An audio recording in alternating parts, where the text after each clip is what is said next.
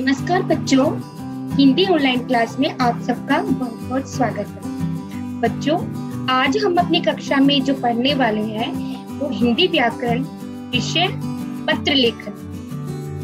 बच्चों, पत्र लेखन एक कला है, यानी कि पत्र लिखना एक कला की तरह होता है। इसलिए पत्र लिखते समय पत्र में सहज, सरल और सामान्य बोलचाल की भाषा का प्रयोग करना चाहिए, जिससे पत्र को प्राप्त करने वाला हमारे भावों और विचारों को समझ सके। क्योंकि पत्र ही एक ऐसा माध्यम है जिससे एक व्यक्ति अपनी बातों को लिखकर दूसरों तक पहुंचा सकता है। जिन बातों को लोग कहने में हिचकिचाते हैं, उन बातों को पत्रों के माध्यम से आसानी से समझाया और कहा जा सकता है। अब आप सोचोगे कि पत्र की आवश्यकता हमें क्यों पड़ी? तो बच्चों, पत्र की आवश्यकता इसलिए हुई कि दूर रहने वाले अपने संबंधियों, रिश्तेदारों अथवा मित्रों की कुशलता जानने के लिए और अपनी कुशलता का समाचार देने के लिए पत्र लिखे जाते हैं। आजकल हमारे पास बातचीत करने के लिए, हालचाल जानने के लिए टेक्नोलॉजी आ गई है, यानी कि आधुनिक साधन है, जैसे टेलीफोन, मोबाइल फोन, ईमेल इत्यादि।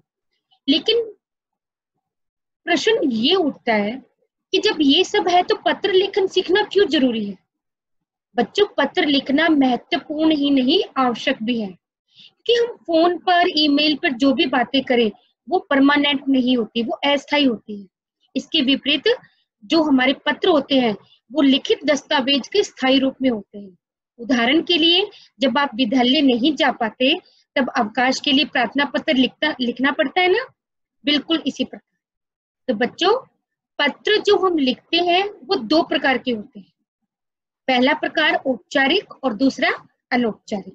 तो बच्चों, आज हम यही अपनी क्लास में पढ़ने जा रहे हैं कि औपचारिक पत्र क्या होते हैं और हम उनको कैसे लिख सकते हैं, यानी कि औपचारिक पत्र का प्रारूप क्या है।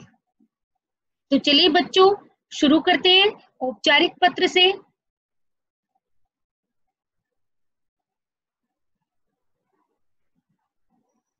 पत्र लेखन प्रारूप।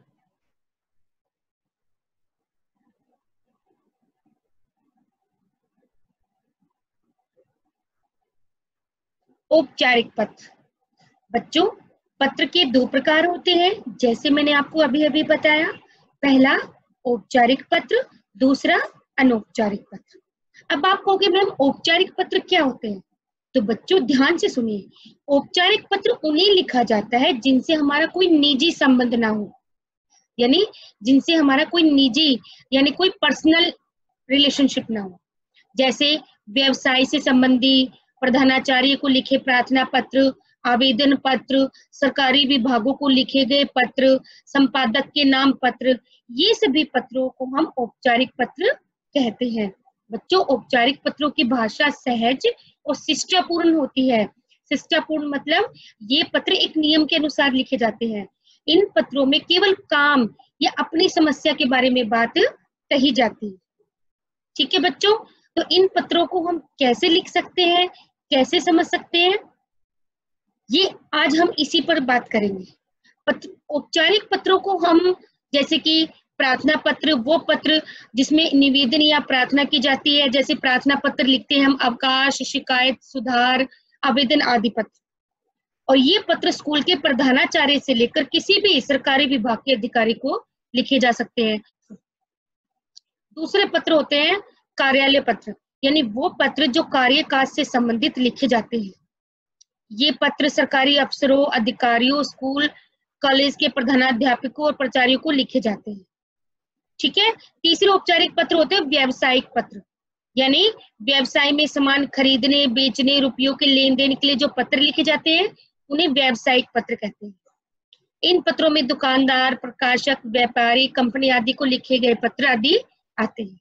तो बच्चों, ये जो पत्र होते हैं ये एक नियम में बंधे होते हैं, यानी कि इन औपचारिक पत्रों को हम नियम में ही बंधकर लिख सकते हैं। इन पत्रों की जो भाषा होती है उनका प्रयोग बहुत ध्यानपूर्वक किया जाता है। इसमें अनावश्यक बातों का उल्लेख नहीं किया जाता और इन पत्रों की भाषा सरल और सुंदर होनी चाहिए। ठीक है बच्चों, तो चलिए हम शुरू करते हैं हमारे औपचारिक पत्र का प्रारूप।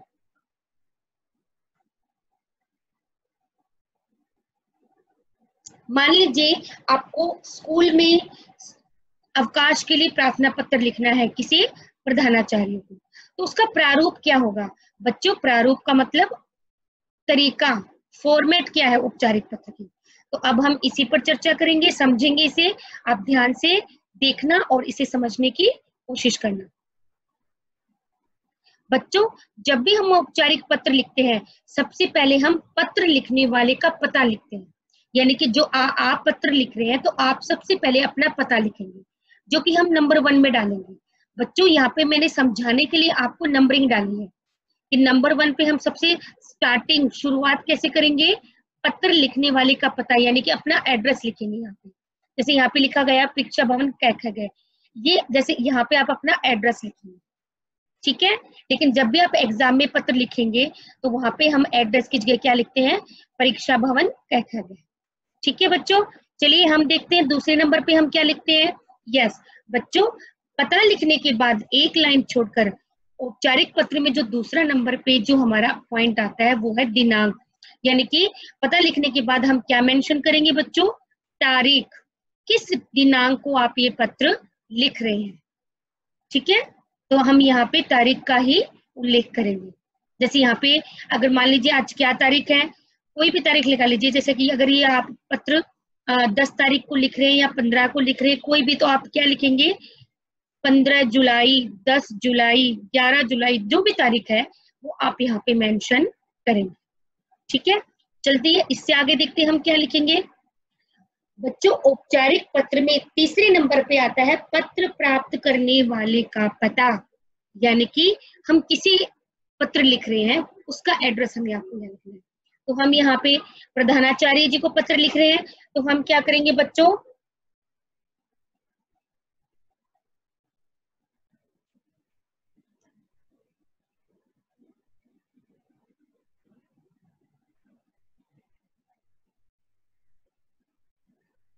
तो बच्चों, तीसरे नंबर पे आप किसी पत्र लिख रहे हैं, पत्र जो प्राप्त करेगा उसका पता, एड्रेस हम लिखेंगे। जैसे हम प्रधानाचार्य को लिख रहे हैं, तो हम लिखेंगे प्रधानाचार्य जी, स्कूल का नाम श्री रामा भारती पब्लिक स्कूल, बहादुरगढ़, हरियाणा। तो हम जो हमारा तीसरा पॉइंट होगा वो होगा पत्र प्राप्त करने वाले का पता, ठीक है। चलिए इससे आगे देखते हैं फोर्थ नंबर पे क्या आएगा।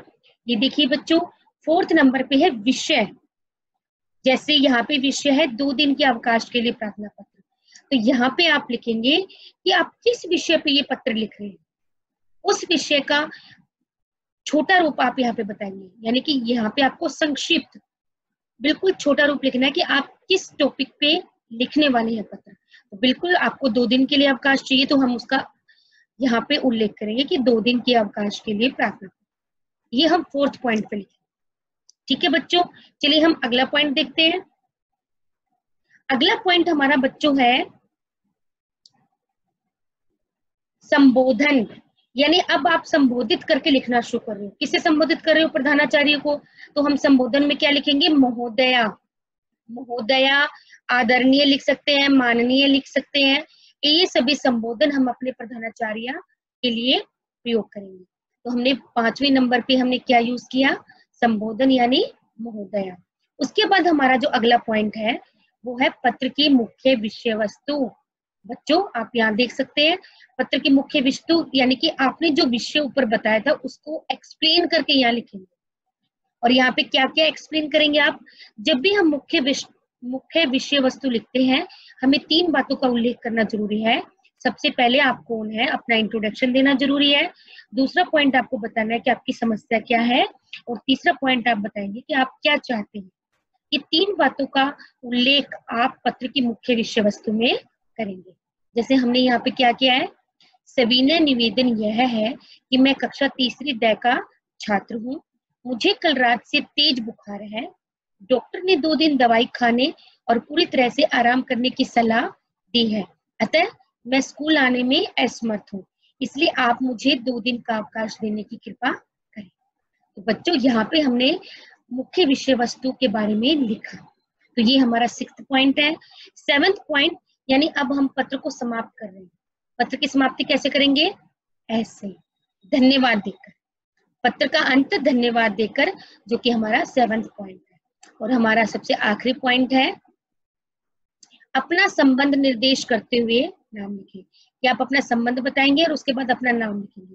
तो जैसे क्योंकि आप प्रधानाचार्य को पत्र लिख रहे हैं, तो हम क्या लिखेंगे? आपका आज्ञाकारी शिष्य, नाम, कक्षा, अनुक्रमांक। अनुक्रमांक मतलब रोल नंबर। और ये हमारा 8वां पॉइंट है। तो बच्चों, इस प्रकार हम अपने औपचारिक पत्रों को लिखेंगे। यानी कि हमने अपने औपचारिक पत्रों को 8 पॉइंट में एक्सप्लेन किया है, जो कि आपने अच्छे से देखा और समझा है। कौन कौन से 8 पॉइंट? देखिए, मैं बताती हूँ आपको फिर से एक बार। सबसे पहले जो पॉइंट हमारा है वो है पत्र लिखने वाले का पता। दूसरा पॉइंट हमारा है पत्र लिखने की तिथि। तीसरा पॉइंट हमारा है पत्र प्राप्त करने वाले का पता। फोर्थ पॉइंट हमारा है पत्र का संक्षिप्त निर्देश, यानी किस विषय पे आप पत्र लिख रहे हैं। फिफ्थ पॉइंट हमारा है संबोधन, यानी कि आप संबोधित करके अब लिखना शुरू करेंगे। सिक्स्थ पॉइंट हमारा है पत्र की मुख्य विषय वस्तु, कि आपको अपनी जो आपने विषय दिया है उसको एक्सप्लेन करके आप यहाँ लिखेंगे। 7वां पॉइंट में आप धन्यवाद देकर अपने पत्र का अंत करेंगे। और 8वां पॉइंट में हम अपना संबंध निर्देश करते हुए अपने पत्र को समाप्त करेंगे। जैसे आपका आज्ञाकारी शिष्य, नाम, क्लास और अनुक्रम। बच्चों, आपने अच्छे से औपचारिक पत्र के प्रारूप को समझा होगा। मैंने आपको समझाने के लिए पॉइंट्स में एक्सप्लेन किया है ताकि आपको अच्छे से समझ में आए और आप अच्छे से इसको याद भी कर सके और समझ भी सके। तो आप इसका अभ्यास जरूर करिए। अगली क्लास में हम पत्र लेखन के अनौपचारिक रूप के बारे में चर्चा करेंगे। तब तक के लिए बच्चों, नमस्कार।